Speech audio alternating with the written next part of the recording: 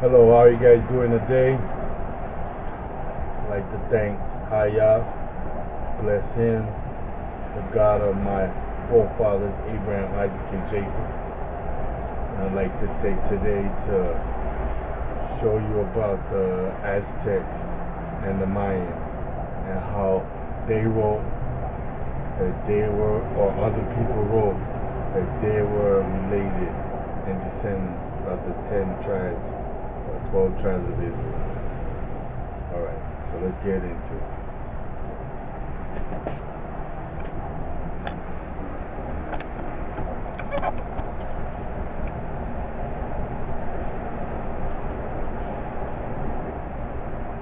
it. Is made up of 606 feet, 606 feet, 606 feet, 606 feet. 606. It's made up of stades. Exactly the same. Now, if that's not interesting enough, look at the angle of the Great Pyramid of Giza. If you take the angle of the Great Pyramid of Giza, the slope is 51.8 degrees. Let's go back to the earthworks. If you measure the line that goes straight through the center of the structure, right here, and then you go true north, it's 51.8 degrees. That angle is exactly the same angle as the pyramids of Giza. It is the same math, the same calculations as ancient Egyptians. Let me show you one more connection. In 1860, David Wyrick, he's a guy who surveyed the Newark earthworks. He was digging into a mound near those earthworks and he found a wooden coffin made of oak. They opened up the coffin and found a skeleton of a man holding a little box that was about 8.10 inches in size. The box had been cemented shut here. This, by the way, is sitting in Ohio. Well, he opened up the box and he found a little man inside, a little black stone. They took it to scholars and they looked at it. The man seems to be carrying something. That's Moses. And there's writing here that first they couldn't recognize. The writing is, they thought in 1860, some sort of Hebrew. Well, finally, about 20 years later, they found some rabbis living in the area, and the rabbis looked at that, and they could read it. They said it was an old kind of block Hebrew, and it was a rendition of the 10 Commandments. Now, this is another piece. Block Hebrew. They said they'd never seen anything like it. Mainstream archaeologists at the time called this a hoax. But then in 1900, or just about after 1900, this is America, in Israel, people. They found the same block-style Hebrew writing. Mainstream archaeologists still dismiss the findings. They found it in Israel and they found it in Ohio. Ohio, come on now. But there was another stone that they found that they couldn't argue. Not just Ohio, This is Illinois. the Bat Creek stone. It was found during the course of an official Smithsonian evacuation. The Smithsonian didn't understand the meaning of the writing on the stone. They thought it was Cherokee, since it came from Cherokee country. They didn't realize that it's actually Hebrew. They had published this originally upside down. They threw it in a box at the bottom of the Smithsonian, put it in the basement. Many years later, a scholar took it out of the box, looked at it, and went, oh my gosh, it's upside down. It's Phoenician, ancient Hebrew. So what's going on here? What is that about? Where is that history? I'll show you in a few minutes, and we're going to have a conversation. I'm going to show you some more things that the Smithsonian, science, government, commerce colluded to erase. By the way, I want to thank the director. All right, you got to ask yourself, now, where are those stories? I mean, shit. Personally, I come from Mexican ancestry. At least I grew up thinking, I'm Mexican. My dad is full Mexican. I'm Mexican. Alright, did any of you know about this stuff until you got the internet and you found out for yourself? They're hiding it from you. The Smithsonian is led by James Powell, who's personally trying to hide it from you. I mean, there's records of them just dropping off boatloads of artifacts in the ocean and just leaving it like it never happened. You gotta ask yourself, why? Why all of that? But here, let's just finish watching this video and then we'll get back to it. We should be asking ourselves, I don't know the story of these. Do you know that? Did you know that? Do you live in Ohio and did you know that? Why not? Were the American Indians wronged? Yes. Yes. And that's what we focus on in America, is we were bad to the American. Forget about it, it's in the past. The question should be the ones that the founders asked. Who are they? What knowledge do they have? Can you imagine the difference we would have now if we would put our differences aside and put our past in the past and concentrate on today and say, let's learn from each other. What do you have? What is that? What is that? When we come back, I'm going to be joined by Peter Lilbeck, who is, I've told you before, is one of my favorite authors. He's going to talk to me a little bit about the founders here. And I'm also going to show you some documents that show how that history has been erased. Next. This is the Smithsonian Annual Report, 1882, 1883. This is John Wesley Howell. This is an original copy. John Wesley Howell in 1789. Again, this is Powell. This is the director of the Bureau of Ethnology at the Smithsonian Institute. He said this: artifacts found prior to Christopher Columbus's arrival would be considered illegitimate by the Smithsonian. Only the savage Indian culture would be observed, and this created the artificial barrier to science. Only the savage. Science was colluding with government because of commerce, and religion was involved. Now, why do I tell you all this stuff?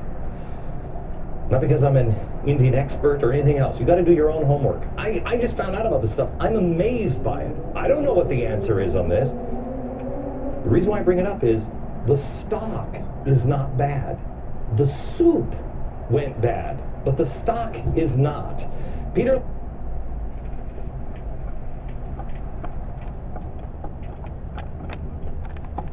All right, now, you got to think now. Do you see him? Do you ever see him? Do you see him on TV anymore? No, you don't.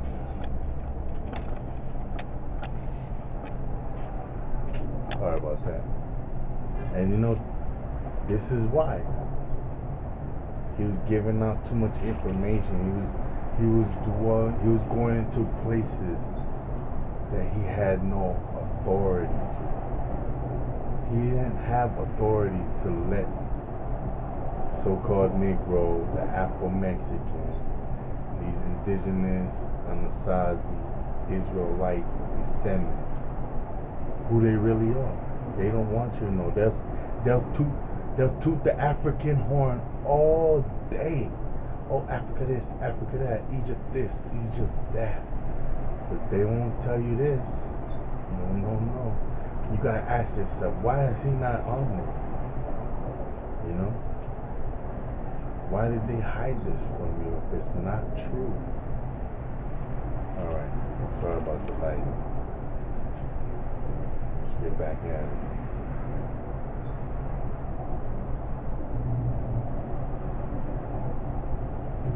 Lilbeck, Dr. Peter Lilbeck.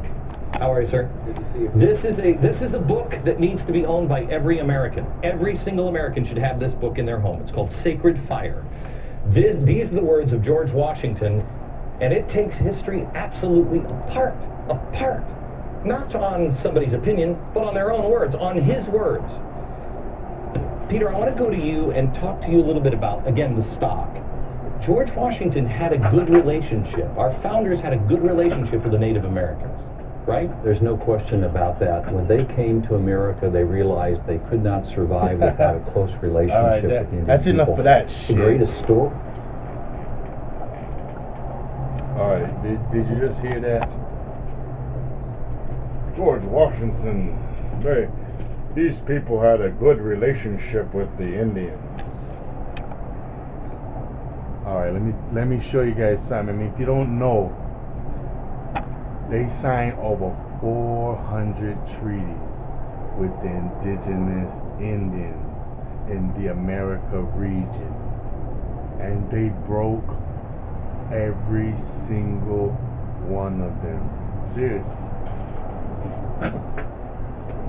I'm serious, bro. They broke every single one of them. So, you know, don't fall for that. Don't fall for that. I know you guys smarter than that anyways. You know when you watch it, I mean, it's like, you try to watch them, you just say, I'm not feeling it. You know why? It's all part of my French. You know what I mean? Alright, let's get into it though. Alright, we were just watching that video and they were showing how the building practices were similar. So I'm going to show you this book right here. This book is called Mysteries of the Mexican Pyramids by Peter Tompkins. Alright, you can get this book. You can get this book for like $1. That's how you do it. You can get this book for like $1 on Amazon. So just go look it up. It's $1. It's dirt cheap. Check it out. Let's go back to the book.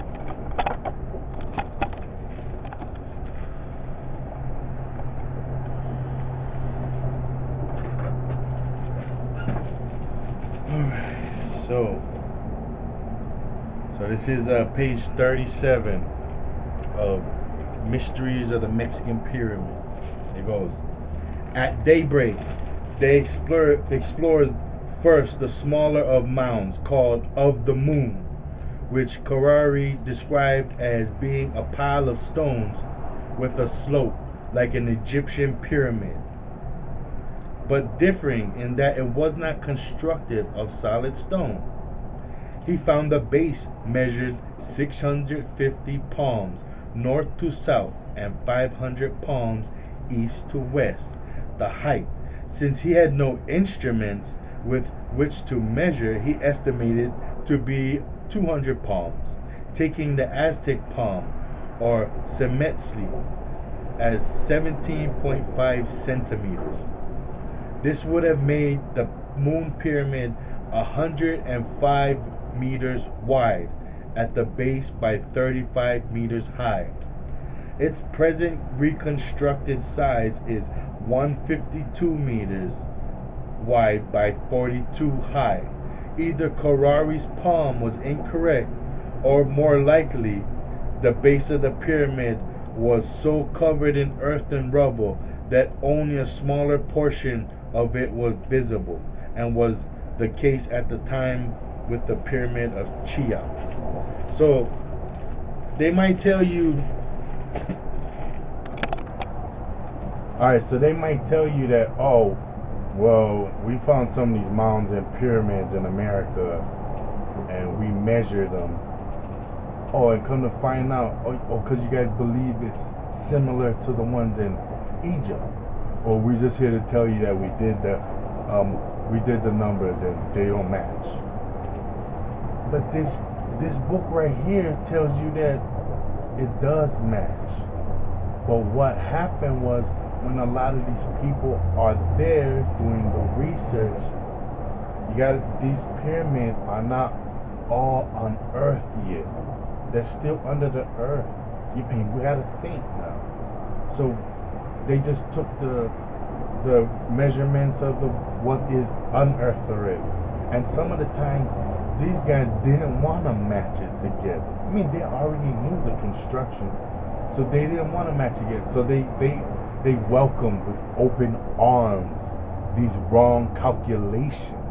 And we got to take this into mind now. We got to think now, these they're not our friends. We like to believe that we're all friends. I'm not saying all of them are bad, but what I'm saying, the people that are in charge and directing this train of thought don't care about you. You know, it's time to suit and boot it and learn. Get the knowledge. You know, not that's half the battle right there. Alright, so don't let them be fooled, because right here it says, oh, and was the case at the time with the pyramid of Cheops. So they're already explaining other. You can look up Cheops. You can understand it. I mean, don't take my word for it. This is all educational. So take what I tell you and go and look it up yourself. Prove it. You know, the Bible says, prove all things true. So we got to go out of the Bible and we got to set things straight. We got to set it straight, because, all right, let's just move on. Let's move on. We're taking too much time already. Let's get it.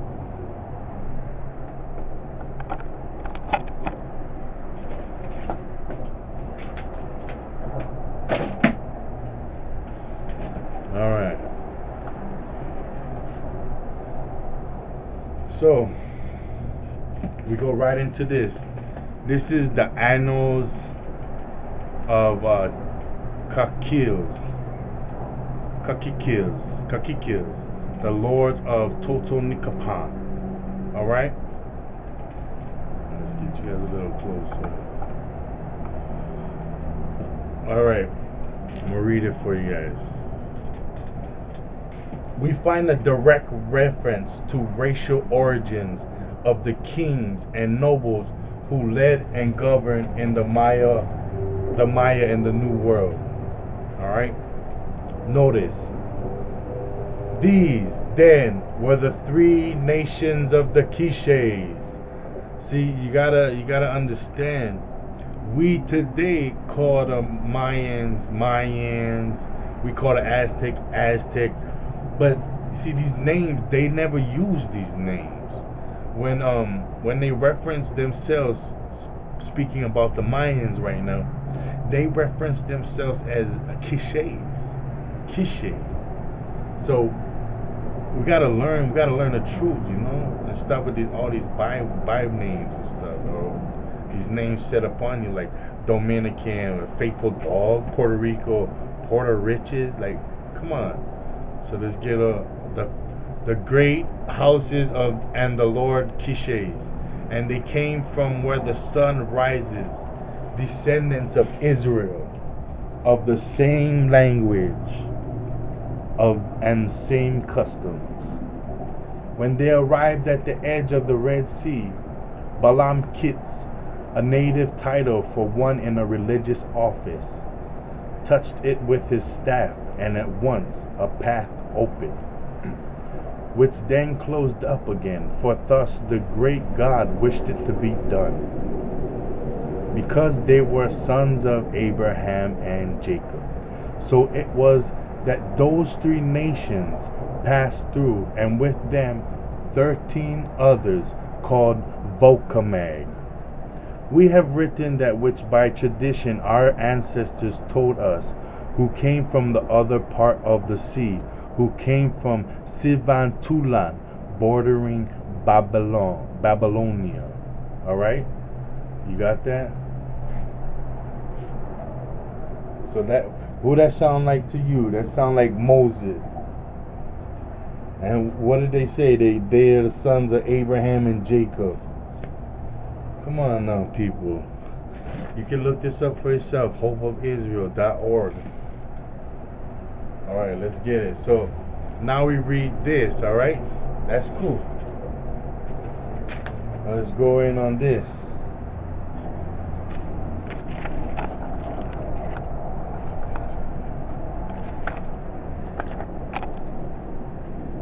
Alright. The computers give me hard time. They keep attacking it, or he keeps going to the screen and says, you have a virus, download this, and that's the actual virus. So here, this is called Claims of Maya Ruins in Georgia Sparks Controversy. You can get it. You can put that up in the internet, and it should bring it up. It's from Digital Journal, so you can check it out. It's from. So let's go in. That's from 2012. So I'm gonna read it.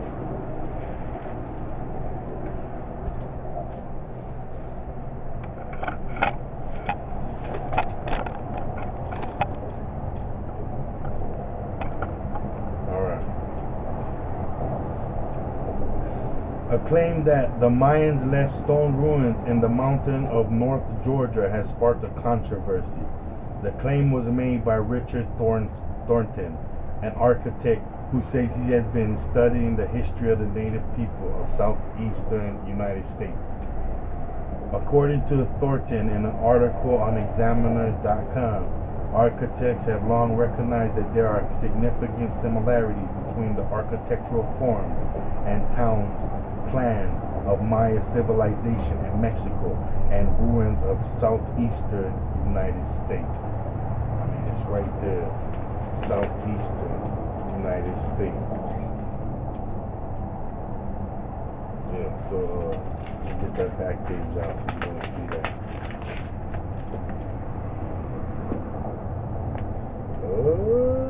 All right, let's get it. I'll just read it.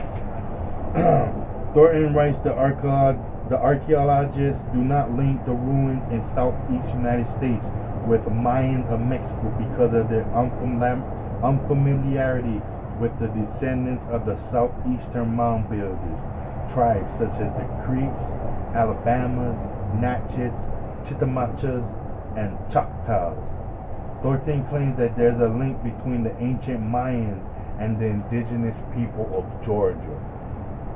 He argues that the language of the Creek Indians contained many Mesoamerican words. Thornton's thesis is that when the Mayan civilization declined in Central America, at least part of the population migrated to Georgia in southeastern USA. So he's trying to say that his thoughts are that at the end, when the Mayans were being murdered, whether it be by war or by bioweapons, they ended up going to southeastern United States. So either way, they're there. All right. I mean, it goes on. It has all types of stuff. Thornton claims that the conclusion by archaeologists that the Mayans didn't go anywhere, they died in mass, is wrong. He claims that 1,100-year-old archaeological site in Georgia, highest mountain. You know, we was always on mountains. Shit, my people was on mountains. Is a fabled Mayan city of Yupaha. The Spanish explorer Hernando de Soto searched for unsuccessfully in 1540. Maybe that's why I'm still here. I still got Afro hair. I still look just like my father. I got all the phenotypes. Everybody looking at me like, oh, you don't look like me. Well, I can't help who I am, man. I can't help it. I am. I didn't know. Now I know. Shit. We do. Move on for the Lord. The Creator. Your Creator. Come on, guys. It's not hard. Look how we living. Look at how we sinning. Now think about when you were a kid. Real small kid. How it's like paradise. It was a lot different than what it is today. Man, we heartless. And it's not getting better every generation, worse and worse. Come on, it's on us, man. We gotta get away from this. Whatever we've been manipulated and indoctrinated with. And we need to move forward with reality. What's the truth? What the Creator said will help you live a better life. You don't need to worry about locking up because somebody can steal or your wife getting raped or hoofed. Hoof means sex. So, come on, guys. Going back to the Creator is the only way, man. Only way. Alright, so you heard that. Now, I mean, I can go on. There's a couple more things, but you get the point, right? That it's true that they were there. Now let's get this next. Yeah, let's get it.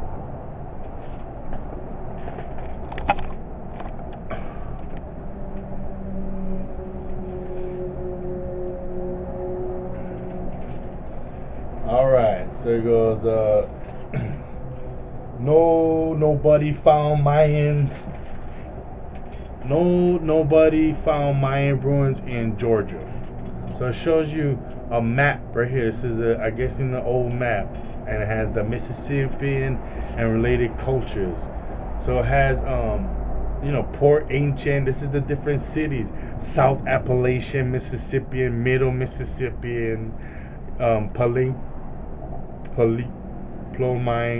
Cadan, Mississippian. I mean, this is vast areas is covering. So this is a big kingdom. And watch what this is going to say. It's going to say, I hate to lend any dignity to this story by commenting on it, but it's making the rounds. So here it goes. Two things. Nobody found Mayan ruins in U.S. state of Georgia. An article posted on the Examiner claimed this was the case. That article is full of it. So full of it that even a scientist cited in the article is in a more polite way publicly calling out the Examiner for being full of it. Mark Williams of the University of Georgia does do research on North American archaeology. He has spent 20 years excavating sites in Georgia, Oconee River Valley. But these are names right here. You can look up these places.